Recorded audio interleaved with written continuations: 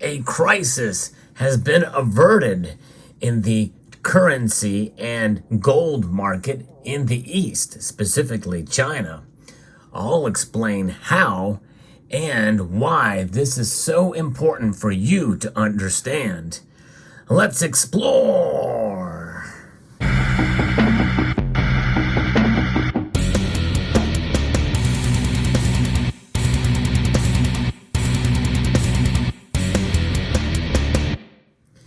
Gold, it has no agenda. You've heard me say that time and time again. However, there is a gold crisis that has just been averted for now, a temporary measure at least that we can see that has occurred in China. Now, there's been some rumblings in the community. I've heard some folks talk about, if I understand what's going on in Shanghai.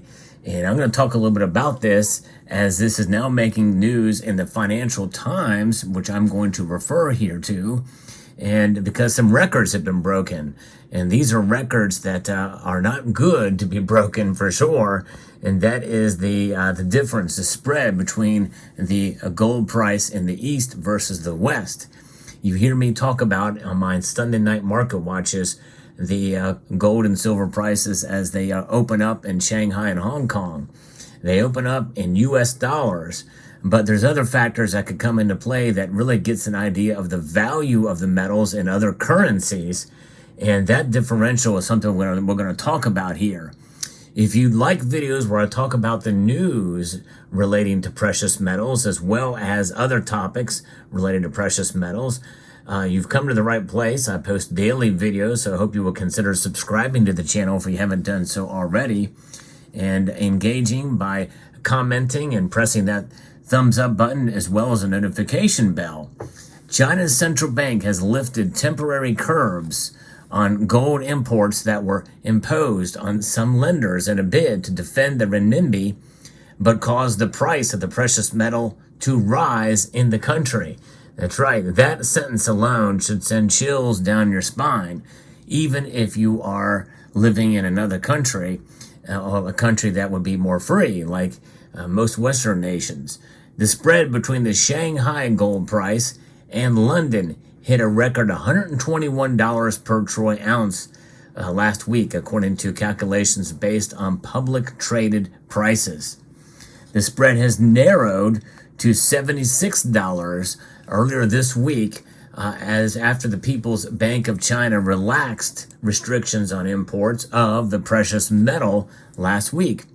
According to people familiar with the informal order given to some state and mid-sized commercial banks, China in August had reduced and stopped granting quotas for international gold imports by banks to ease a rush in purchases to hedge against a weaker domestic currency. And I'm going to stop right there because that's a very important thing.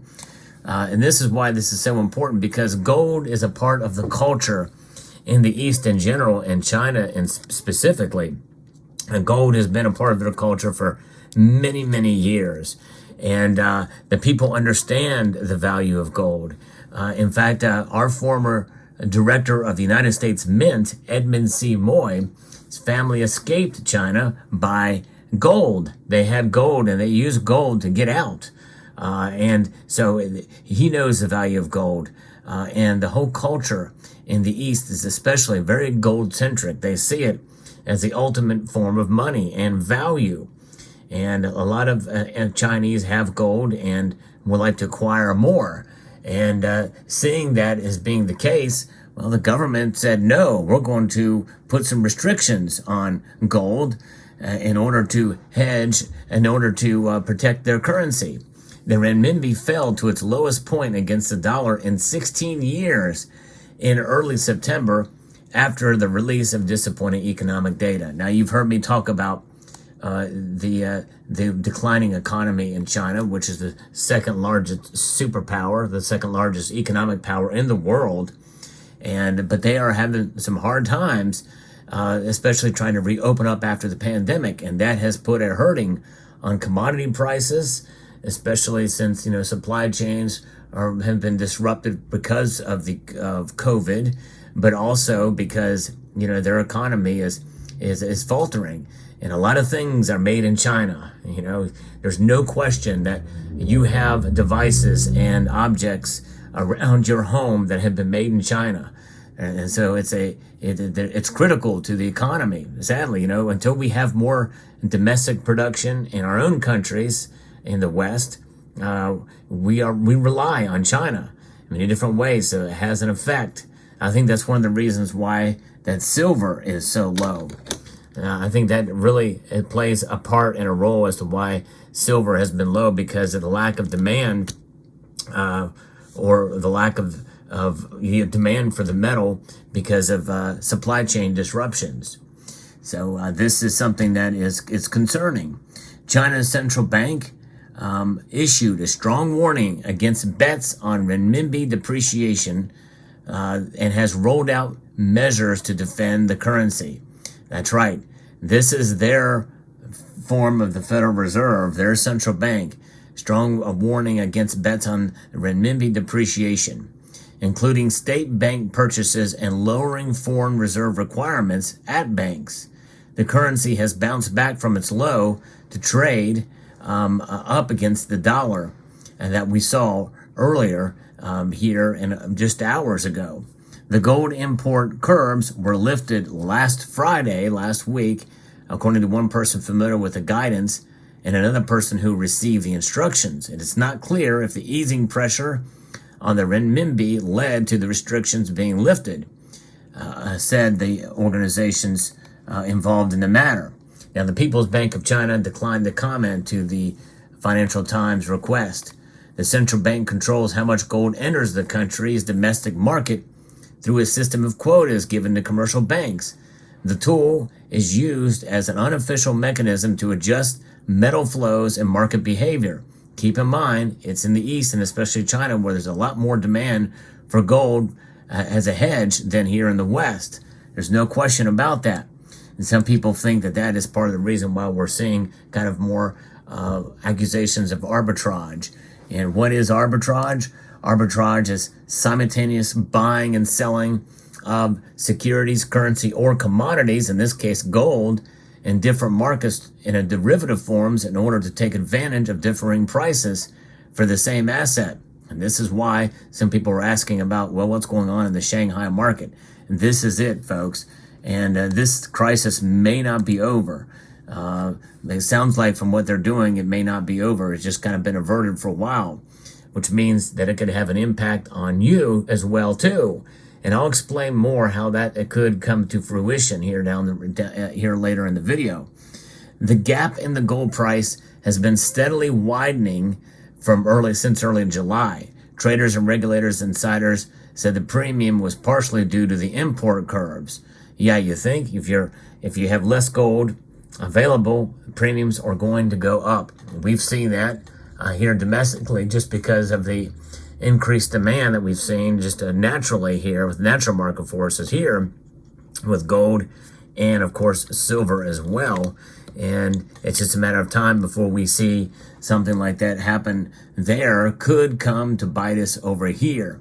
Improving gold demand and relatively tepid imports in recent months may have led to local demand and supply conditions tightening, pushing up the local gold price premium, according to the World Gold Council in a report that they had just recently published. Chinese regulators calculated that the renminbi may have been weaker if the gold import ban was not in place, because a potential buying frenzy in dollars would cause further capital outflows and put the currency under pressure, according to a person with knowledge of the discussions. Folks, this is why the dollar is trading so high. You know, the renminbi, the yuan, is something that, they talked about a gold-backed yuan. Well, right now, they're moving away from that, obviously, and they're trying to control the markets there. The central bank is. You want to talk about suppression, there it is, but it's in the opposite direction. This is why the dollar is so strong, because the renminbi and the yuan is so weak. The strength of the spread showed healthy domestic demand for gold in China, according to several market participants, helping to support global bullion prices, which rose 0.3% And now it's trading, north of $1,930 per ounce. China is among the top global buyers of gold and has been raising its reserves, with the People's Bank of China saying in August that it had bought gold for the 10th month in a row. And they're hoarding the gold for themselves, that's for sure. The people aren't getting it. Whereas in Turkey, it's exact opposite. The central bank is selling gold to its citizens, which is really a very, very noble move, I think, by the central bank of Turkey there. So far, this year, China has imported about 900 tons of gold, which is the highest in 5 years. At present, gold accounts for about 1.38% of China's total foreign exchanges reserves of $3.16 trillion worth. Now you think about that. What is China? China is a communist country that has quasi-capitalism in some aspects. In other words, they control the capitalism in certain aspects, but really, in a sense, it is a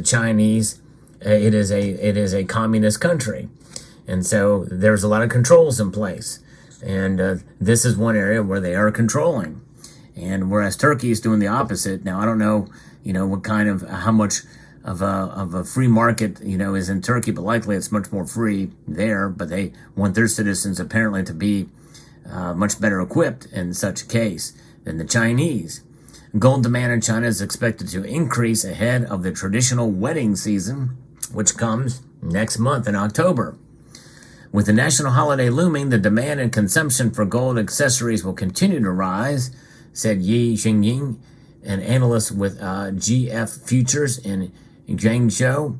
But global gold watchers remain cautious about the long-term outlook over softening investment and jewelry demand, and central banks globally pulling back from high levels of purchases. In our view, this is at odds with prices above $1,900 an ounce, said Karsten Menke, an analyst at Julius Baer. The resilient global economy is not yet fully reflected in the market, as some still consider a recession very likely. And I think it will be very likely too. And so we need to keep that in mind.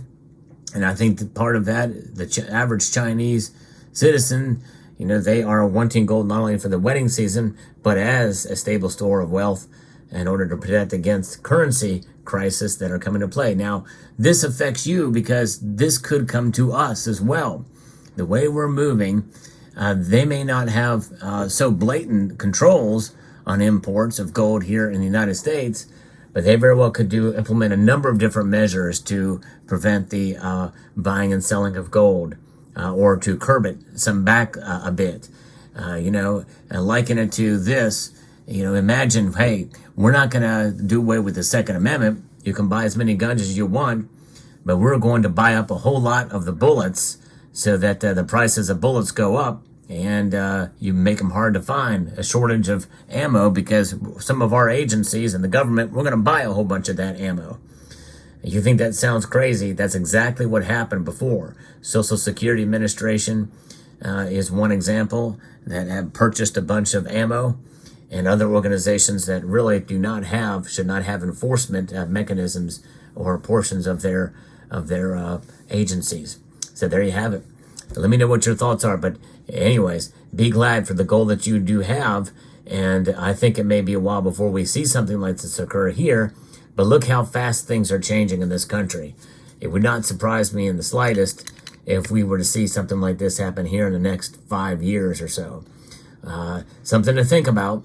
Let me know what your thoughts are in the comment section down below. I hope you found this video informative, insightful, and educational. I'd like to extend a multitude of gratitude to each and every one of you for taking the time to watch, and to encourage you to please rate, share, comment, and subscribe.